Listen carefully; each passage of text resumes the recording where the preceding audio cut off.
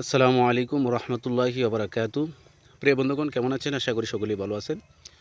যে যেখান থেকে ভিডিওটি দেখছেন সকলেই ধৈর্য সহকারে স্কিপ না করে ভিডিওটি দেখবেন। হতে পারে এই ভিডিওটি আপনার জন্য অত্যন্ত অনেক অনেক গুরুত্বপূর্ণ হতে পারে। আজকে কথা বলবো উচ্চ রক্তচাপ, যেটা আমাদের গ্রামের ভাষায় সহজ ভাষায় বলি হাই প্রেশার।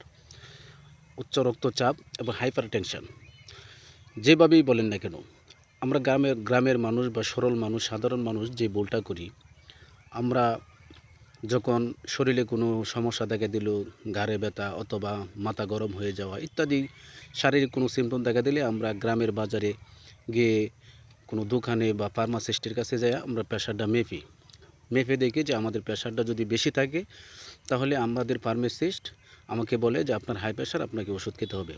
বা নিজেই বলি যে আমাকে হাই প্রেশারের ওষুধ দেন। তখন কিন্তু হাই প্রেশারের জন্য যেই ওষুধগুলো ব্যবহৃত হয়, বেটা ব্লগার, ক্যালসিয়াম ব্লগার, এরপরে লোসারটান, এই ধরনের বিভিন্ন ওষুধ আছে হাই প্রেশারে। এর মধ্য থেকে আপনাকে একটা ওষুধ ধরিয়ে দিল, আপনি ওষুধটা খেয়ে গেলেন, দিনের পর দিন খেয়ে যাচ্ছেন। আমি মনে করি যে এই ভুলটা কেউ করবেন না।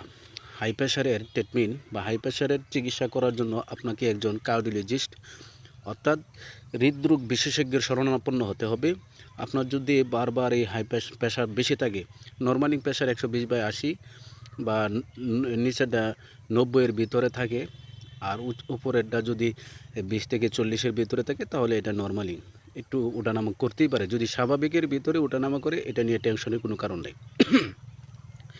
যদি এর থেকে বেশি থাকে, নিচেরটা 100 বা এর উপরেরটা 160 বা 70 এরকম হয়, তখন আপনি এভাবে একাধারে 2 থেকে 3 দিন বা 4 দিন 5 দিন আপনি মাপবেন, রুটিন মাফিক সকাল এবং দুপুর এবং রাতে 3 সময়ে মেপে আপনি একটা নোট করার পর আপনি একজন কার্ডিওলজিস্ট, একজন হৃদরোগ বিশেষজ্ঞ শরণাপন্ন হন। গিয়ে বলেন যে আমার প্রেশার এই হালত, সকালে এটা থাকে, দুপুরে এটা থেকে, আপনি তাকে আপনার যে লিখে রাখছেন যে রিপোর্টগুলো, এইগুলো ওনাকে দেখান। তখন উনি আপনার শারীরিক কন্ডিশন বুঝে আপনার বিভিন্ন টেস্ট করে ডায়াগনোস করে তারপরে আপনাকে একটা মেডিসিন দেবেন।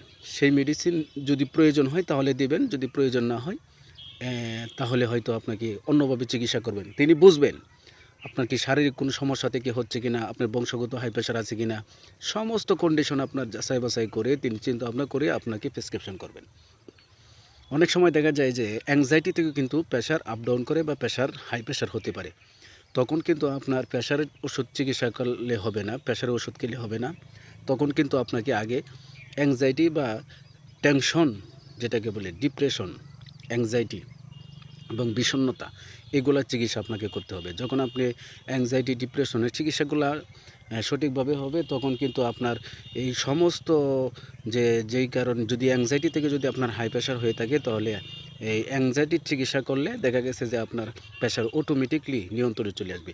এই জন্য সংক্ষেপে যে দু একটি কথা বলছি পরামর্শমূলক, সকলেই এগুলো মানার চেষ্টা করবেন। সকলেই ভালো থাকেন, সুস্থ থাকেন। আসসালামু আলাইকুম।